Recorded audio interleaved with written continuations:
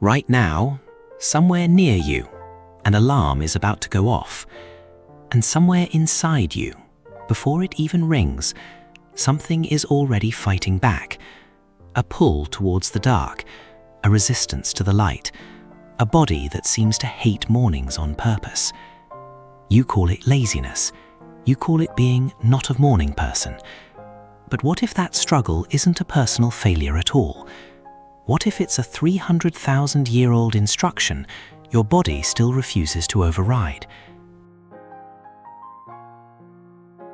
Why does waking up feel like a battle when survival should have made humans efficient morning creatures, alert instantly, ready to hunt, ready to run? The answer isn't that something is broken in you. It's that your body is still running on a clock built for a world that no longer exists. Imagine a small group of early humans sleeping in the open somewhere in East Africa tens of thousands of years ago.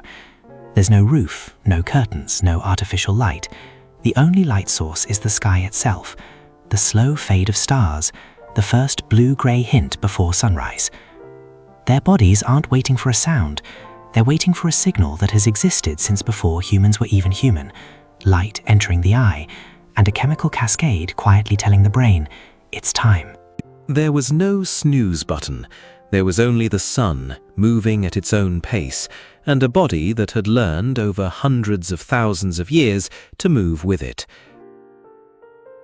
This internal clock is what scientists call the circadian rhythm, a roughly 24-hour cycle controlled by a tiny cluster of neurons in the brain called the suprachiasmatic nucleus.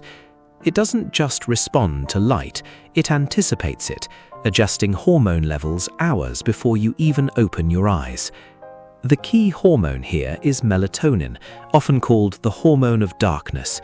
Its levels rise in the evening as light fades, making you drowsy, and are supposed to drop sharply with morning light, waking the body up gradually and gently.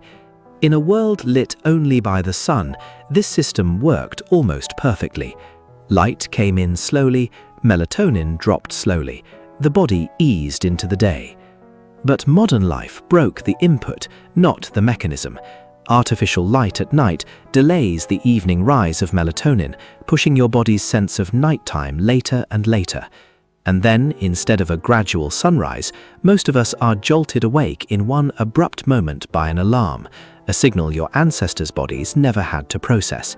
You're not weak-willed, you're running an ancient hormonal system on modern, mismatched inputs. But here's where it gets more interesting. Not everyone was ever meant to wake up at the same time, even in the ancestral world. Researchers studying the Hadza, a hunter-gatherer community in Tanzania, found something unexpected when they tracked sleep patterns across an entire camp.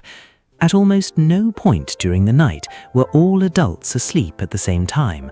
There was always at least one person awake, watching, alert, not because of insomnia, but because individual differences in circadian timing, what we now call being a morning person or a night owl, created a natural rotating watch. Early risers watched the fading night, night owls watched the early morning. The group was never fully unguarded. So the very trait that makes some people painfully unable to function before 9 a.m., being biologically wired as a night owl, wasn't a flaw evolution forgot to fix. It may have been a survival advantage. Diversity in wake times wasn't a bug, it was a defense system.